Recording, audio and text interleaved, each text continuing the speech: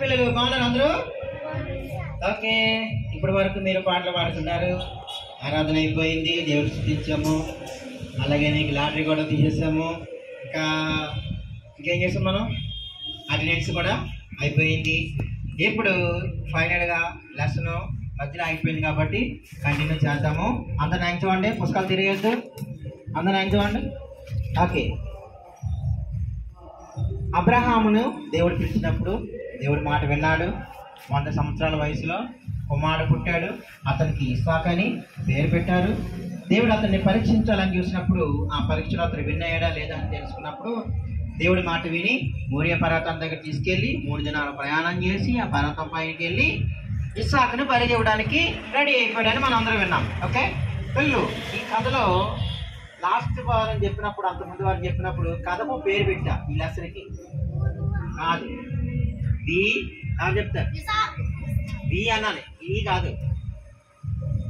Obey your, ఇంగ్లీష్లో చెప్పా, obey your parents అంటే విధేయత కలిగి ఉండాలి, తల్లిదండ్రులకి లోబడాలి. ఇస్సాకు ఏ రీతిగా అయితే లోబడ్డాడో మనం విన్నాము, నేర్చుకున్నాం. ఇదిగో చూడండి, లాస్ట్ ఏమో మీకు చూపించాను. ఇదిగో కట్టెలు కూడా పట్టుకుని వెళ్తా ఉన్నాడు. అన్ని పుస్తకాల్లో రకరకాల పుస్తకాల్లో రకరకాల బొమ్మలు ఉన్నాయని చెప్పాను. ఇదిగో నాన్న చెప్పిన మాట విని ఇస్సాకు కట్టెలు మోసుకుంటూ తన భారాన్ని తానే మోసుకుంటూ నాన్న చెప్పిన మాట విని బలి ఇవ్వడానికి సిద్ధమైపోయినప్పుడు మారిపోకుండా నాన్న మాట విని చక్కగా సరిపోవడానికి కూడా సిద్ధపడ్డాడు. అలాగే ఇస్సాకు బలియాగం గురించి మనం చూసినప్పుడు నాకు ఒకరు గుర్తొస్తున్నారు ఇప్పుడే. ఎవరంటే తండ్రి అయినటువంటి యెహోవా మాట విని మనందరి పాపాల కొరకు చనిపోవడానికి తండ్రి మాట విని యేసే తన ప్రాణాన్ని బలిగా ఇవ్వడానికి ఆయన వచ్చారని మనం నేర్చుకున్నాం. పోయిన వారం చనిపోయారు, తిరిగి లేచారని నేర్చుకున్నాం. అలాగే ఇస్సాకు కూడా తండ్రి మాట జవదాటకుండా తండ్రి చెప్పిన మాట విని తన ప్రాణాన్ని బలిగా ఇవ్వడానికి సిద్ధపడ్డాడు. చూడండి, ఇక్కడ ఇదిగో కట్టెలు మోసుకుంటూ ఉన్నారు, వాళ్ళ నాన్నతో మాట్లాడుతూ ఉన్నాడు. ఇక్కడైతే చంపేద్దామని కత్తి పట్టుకుని అలాగా ఎత్తుతా ఉంటే అబ్రహామా ఆగు అని దేవునితో చెప్పిందంట. ఆగాడంట. ఇదిగో నీ కొడుకుని నువ్వు బలిగా ఇవ్వద్దు, నువ్వు నా మాట విన్నావు, నువ్వు దేవునికి భయపడ్డావు, దేవుని యొక్క భయభక్తులు కలిగి ఉన్నావు, నువ్వు చాలా మంచివాడివి, నువ్వు ఇక్కడ నుంచి విశ్వాసులకు తండ్రిగా పిలువబడదు అని ఆయనకి బిరుదు కూడా ఇవ్వడం జరిగింది. ఇక చూడండి, ఇక్కడ తన తండ్రి అర్పించిన బలి కుమారుని బలిగా అర్పిస్తాడు. ఇక్కడ బొమ్మలన్నీ మీకు కనబడతా ఉన్నాయి, రకరకాల పుస్తకాలు రకరకాల బొమ్మలు పిక్చర్స్ మీకు ఇక్కడ కనిపిస్తా ఉన్నాయి. చూడండి ఎంత బాగున్నాయో. అలా నాన్న చెప్పిన మాట విని అగో ఇక్కడ ఈ వైపు కుడి చేతి వైపు చూసినట్లయితే ఆ కట్టెలన్నీ పేర్చి ఇగో నాన్న కట్లు కట్టేశాడు, చేతులు కాళ్ళు కట్టేశాడు, కొడుకబెట్టాడు, బలి ఇవ్వడానికి సిద్ధమైపోయాడు. అయినప్పటికీ తండ్రి చెప్పిన మాట విని అతడు లోబడ్డాడు కనుక బలి ఇవ్వడానికి దేవుడు ఎంత మాత్రమో ఇష్టపడలేదు. చనిపోయాడు ఇస్సాకు, చనిపోలేదు పిల్లలు. ఇదిగో చూడండి, ఇక్కడ కత్తెత్తుతా ఉన్నాడు కుమారుడిని చంపేద్దామని. చూసారా ఎంత బాగుందో పిక్చరు. దేవుడి మాట వింటే మనకి ఎన్నో దీవులు వస్తాయి. ఇదిగో చూడండి, ఇక్కడ ఇందులో ఒకలాగా ఉంది.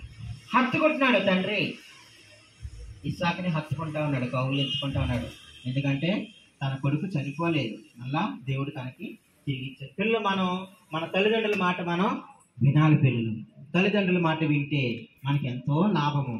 ఇస్సాకు తన తండ్రి అయినటువంటి అబ్రహాము మాట విన్నాడు కాబట్టి చక్కగా అతడు ఎదుగుతా ఉన్నాడు. వచ్చే వారం ఇస్సాకు పెద్దవాడు అయిన తర్వాత, మరి పెద్దలు అయిన తర్వాత పిల్లలు తల్లిదండ్రులు ఏం చేస్తారు? వాళ్ళకి ఎవరు చెప్పారా? కరెక్టే, వెరీ గుడ్. చప్పలు కొట్టండి, ప్లీజ్ చప్పలు కొట్టండి. పెళ్లి చేస్తారు.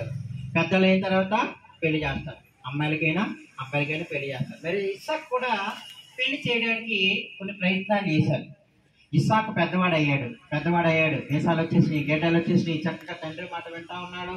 ఇంచుమించు 20 సంవత్సరాలు వచ్చేసింది, వయసు వచ్చేసింది, పెళ్లి చేసుకోవాలి. కాబట్టి కుమారుడికి పెండ్లి కుమారుని వెతకడానికి లేకపోతే వధువుని ఎతకడానికి ఒకరిని ఎన్నుకున్నాడు దేవుడు. ఎలాగా ఇస్సాకుకి భార్య ఎలాగొచ్చింది? ఆమె పేరు రెబెక్కా. ఇస్సాకు భార్య పేరేంటి? ఉజ్వల్ అడుగుతారు, ఎవరు చెప్తారు? మరి ఇస్సాకు భార్య పేరేంటి? రెబెక్కా. ఇస్సాకుకి భార్య ఎలాగయ్యింది అన్న కథ, అన్న బైబిల్ లెసన్ మనం నేర్చుకోబోతున్నాం. తల మార్చండి, ప్రార్థన చేద్దాం. అలాగే కూర్చోండి. తల వంచండి, అలాగే కూర్చోండి. మోకాలు వేసండి, మోకాలు వేయండి, అందరూ మోకాలు వేసండి. చిన్న ప్రార్థన చేద్దాం. నాది చెప్పండి. యేసయ్యా నీకు వందనాలు, నేను కూడా ఇస్సాకు వలె తండ్రి మాట వినేటట్లు విధేయత కలిగి లోబడేటట్లు నన్ను జ్ఞాపకం చేసుకోండి. నా పాపములు క్షమించండి. నేను నీ మాట వినేటట్లు సహాయం చేయండి. ఈ వారం అంతా, ఈ నెల అంతా నాకు తోడుగా ఉండండి. మా శ్యామల టీచర్ గారికి, మిగతా టీచర్లకి మంచి ఆరోగ్యం ఇవ్వండి. యేసయ్యా నా పరీక్షల్లో మంచి ర్యాంకుతో పాస్ అవ్వాలి. యేసు నామమున అడుగుతున్నాము తండ్రి. ఆమేన్, ఆమేన్. అందరు కూర్చోండి, అందరు కూర్చోండి. అనౌన్స్మెంట్ చేసుకుని మనం ఇక్కడ నుంచి టీచర్ గారి దగ్గరికి వెళ్ళి టీచర్ గారు మీకు పెన్నులు అన్ని చేస్తారు. ఇక్కడ పెన్నులు, పెన్సిళ్ళు చాలా ఉన్నాయి, క్రైన్స్ అన్ని మీకు టీచర్ గారు ఇస్తారు అక్కడ. ఓకే, ఫిబ్రవరి, మార్చి నెల 2 నెలలు కంటిన్యూగా వచ్చిన వాళ్ళ పేర్లు చెప్పాం. ఎవరో గుర్తున్నాయా మీకు?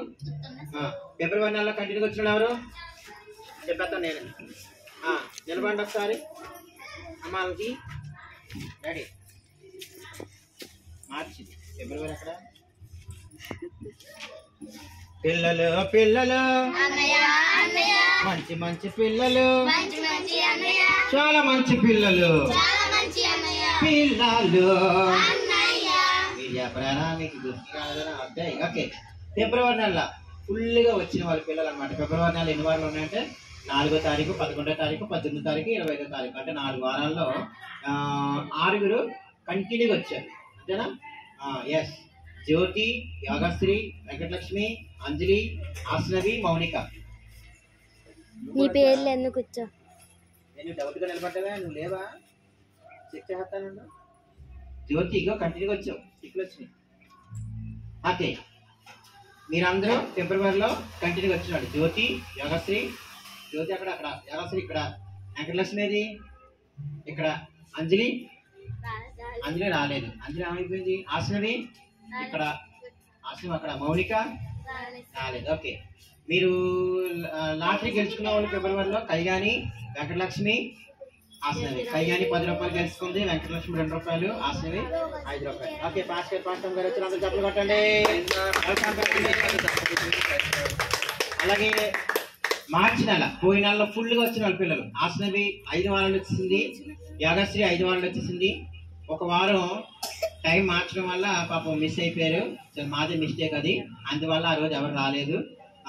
మిగతా 4 వారాలు వచ్చిన వాళ్ళు ధనలక్ష్మి, కళ్యాణి, వెంకటలక్ష్మి, చంద్రకళ. ఈ వారం మొదటిగా ఒకరే గిఫ్ట్ గెలుచుకున్నారు లాటరీలో. ఆశ్రమేనా? ఎంత గెలుచుకున్నా? 10 రూపాయలు గెలుచుకున్నాను. చెప్పలు కొట్టండి. ఓకే, ఇప్పుడు మీకు గిఫ్ట్ ఇవ్వబడతాయి. పాస్టర్ గారు వచ్చారు, 2 మాటలు చెప్తారు. పెన్నలు నెగ్గినలు అందరికీ ఇక్కడ ఉన్నాయి. రండి, కూర్చోండి.